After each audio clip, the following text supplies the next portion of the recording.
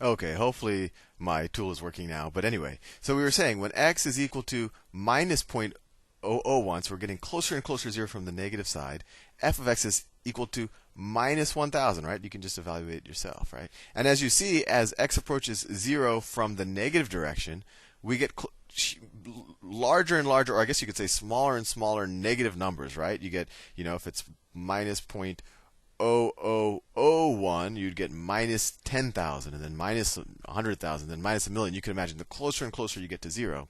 Similarly, when you go from the other direction, when you say when x is 0.01, there you get positive 100, right? When x is my thing is frozen again, and it's 0.001, you get positive 1,000. So as you see, as you approach 0 from the negative direction, you get larger and larger negative values, or I guess smaller and smaller negative values. And as you go from the positive direction, you get larger and larger values. And let me graph this just to give you a sense of what this graph looks like, because this is actually a good graph to know what it looks like just generally.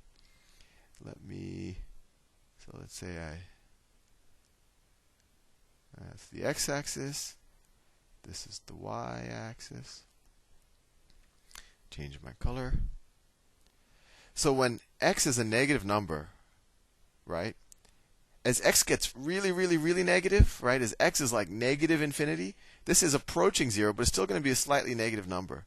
And then as we see from what we drew, as we approach x is equal to 0, we asymptote and we approach negative infinity, right?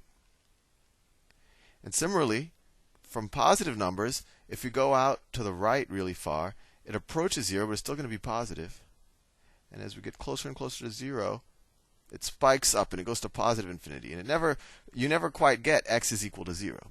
So in this situation, you actually have, as x approaches, so let me give you a different notation, which you'll probably see eventually, and I might actually do a separate presentation on this. The limit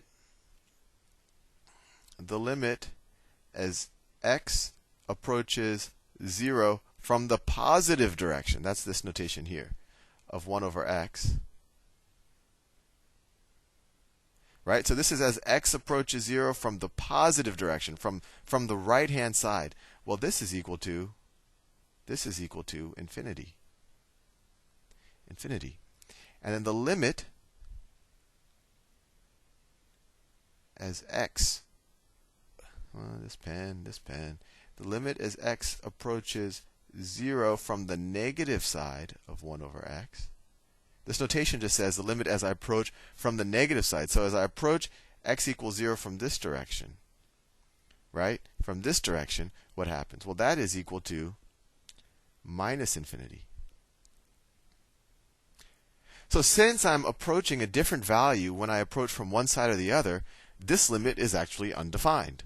I mean, we could say that from the positive side it's positive infinity, or from the negative side it's negative infinity, but they have to equal the same thing for this limit to be defined. So this is equal to undefined. So let's do another problem, and I think, well, this should be interesting now. So let's say, just keeping that last problem we had in mind, what's the limit